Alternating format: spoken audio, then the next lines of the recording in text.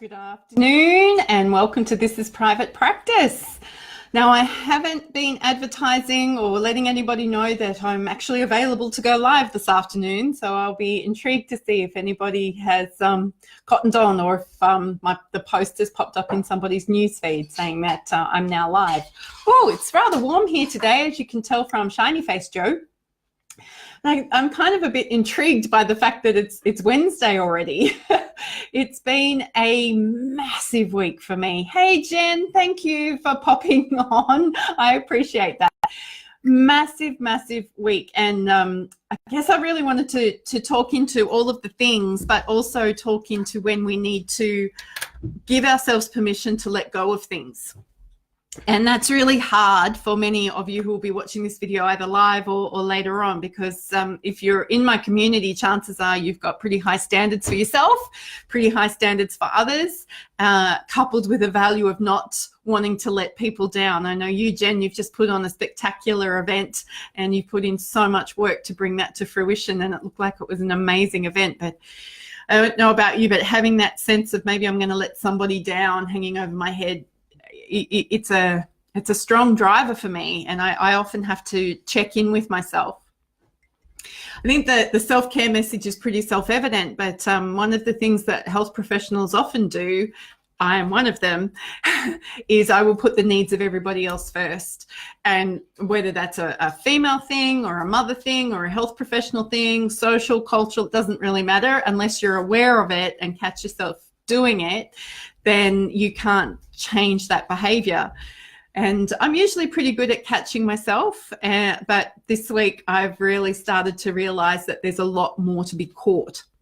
So Mondays for me, I usually have a slower start to the week because that works for me, and I take myself off to a yoga class, go have a coffee, and then come back into the business and start working frenetically around things, and then have pretty full on Tuesday, Wednesday, Thursday, learning how to take Wednesday afternoons off. Haven't succeeded this week, and then working half a day on a Friday. That's helping me manage my energy levels and my fatigue, but also helping me to increase my productivity. Well, this week that hasn't worked because I needed to go and have a medical appointment for myself, and that I needed to be in Randwick, which is a long way away from where I live. And I chose to take public transport because my appointment was at 9:15 a.m. And anyone who knows Sydney has just groaned really loudly because traffic, chaos, stupidity. So it's meant that I've had to let go of a few things this week. I've had to let go of all my blog writing. But then funnily enough, on the train, on the way back on Monday afternoon, I had a great blog experience that I turned into something for my Purple Co business, which was about a conversation I had with my Uber driver. Tuesday, I was then in the city all day. I had a lot of back-to-back appointments. So I went from marketing meetings to business development meetings, two different things. So I was actually advertising and marketing our services as opposed to working with another service provider on how we could develop our businesses, and then working with a colleague of mine on how some insights she has into the development opportunities into my business. Then I did some coaching and then I facilitated a Purple Co Wine O'Clock, which is our team meeting that we have once a quarter. So I left home at 8. I was back home at 8. That was a really, really long day. And then today I am up and my first appointment of the morning didn't come off. And then I had another appointment where I turned up a week early. Just miscalculation in calendars, that's fine. But again, it's been a pretty heavy day. And I've had out of office meetings again today with service providers, and I ran a training session for Melissa Hall and her academy today on how we've addressed clients with suicidal behaviour here in Purple Co. So there's a lot of different bits and pieces and a lot of different things that go on. And I think there needs to come a time for us to have a discussion, and sometimes this discussion needs to happen every hour. Sometimes it needs to happen a couple of times a day. For me, it certainly has to happen once a week at the moment, which is what can I let go of? We all tend to be quite ambitious. We all have more ideas than we can execute at any one time because, you know, we're humans and that's what we tend to do. And we can have all the awesome people around us to help us implement and put those things together. But there comes a time where we have to go, slow down, back up, what are some of the things that I can let go of today? Because I didn't want to let go of my health, and I didn't want to let go of my marriage, and I didn't want to let go of my team, and I didn't want to let go of my son. So helping me come back to those things that I won't put business in front of has been really useful. I don't know if anyone has seen the new Winnie the Pooh movie. I think it's called Goodbye, Christopher Robin.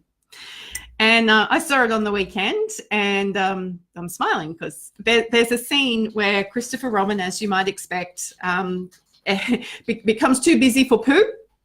So it's a conversation that he has with his Pooh characters around why he's too busy now. And he has a satchel, like a briefcase satchel, and it goes everywhere with him. And Winnie the Pooh calls it the satchel of all things really important. And for me, it was such a great image of all things really important. Frances Harvey, you're awake. I don't know if that's a good thing or not, but hey, welcome. So I was thinking about the satchel and all things really important, and Pooh and Tigger, they'd put in honey and a stick and things that were to remind Christopher Robin of them, so that when he left the forest he had memories. And they took out all his incredibly important papers that were incredibly important to Christopher Robin, because they were just papers. They turned it into a shelter for Eeyore, because that's what you do. That was the value they placed on the very important papers. So this week, I'm really glad that I got to see that movie last week, because this week it really helped me think about what I'm putting in my satchel of very important things. And it's a beautiful satchel. And at the moment, there's only a notebook in there, but there's also a photo of my dad I found today as well. And I didn't want my week to be so crammed this week that there wasn't room for me to look after me, for me to engage with the people who are important to me, and for me to maintain my nutrition and my health and be available for my clients. And I did have a moment yesterday with one of my rehab clients where I was not on the ball, where I had some word finding difficulties, where my memory was failing me, and where he just said, "Jo, you are not in a good way. What do you need to do to look after yourself?" And I could have chosen in that moment to be incredibly embarrassed by that. Hey, Kate. Oh, I'm glad you're here. I could have chosen to be really embarrassed by that and humiliated. And the me of maybe 12, 18 months ago would have been quite embarrassed by that. Going, oh my gosh, he saw me not at my best. Oh my gosh, have I done a disservice by not turning up well? And again, it just brought back the power of lived experience to me, because he was like, this is the first time I've ever seen you talk about concentration difficulties, but experienced you having them without you even knowing. They're real. I don't have to feel so isolated now, because I can see you struggle with them too. I didn't like the fact that he knew that about me, but what I enjoyed was the fact that he turned it into a learning experience for him. So even though he's a health professional himself and he's been learning about what it's like to live with a health condition, there's just some things about his recovery that he has found isolating and strange. But then me turning up and doing my best, but being a little bit off, has actually helped him with his recovery. And I'm really grateful. And because he's just a lovely gentleman, he is now trying to resource me with information that he has been gleaning from his own recovery journey that he thinks will be helpful. And I think clients want to be able to do that. They want to know that they're making a contribution, that it's more than just a transaction of I come to you for intervention or therapy. So I didn't expect that I would be talking about lessons from Winnie the Pooh today, and I didn't expect that I would be talking about turning up and not being on and 100% for a client. But I think those things are really important for us to be mindful of and aware of, and understanding that when we turn up, we turn up as we are. And if we continue to put ourselves under incredible pressure to turn up perfectly or turn up with some other ideal about what we're going to be, we're just making life so much harder for ourselves. We are making life so much harder for ourselves. Now, again, don't get me wrong. I'm not saying turn up slapdash, unprofessional, unmotivated, hair not done, or whatever it is.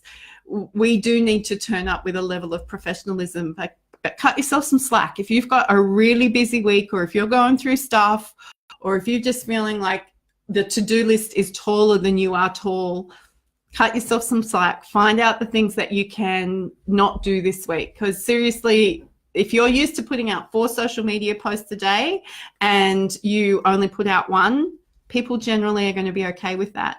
And I can share with you right now, I haven't done a Facebook Live this week, and I've already got more people viewing this one live than I had for most of the calls last week.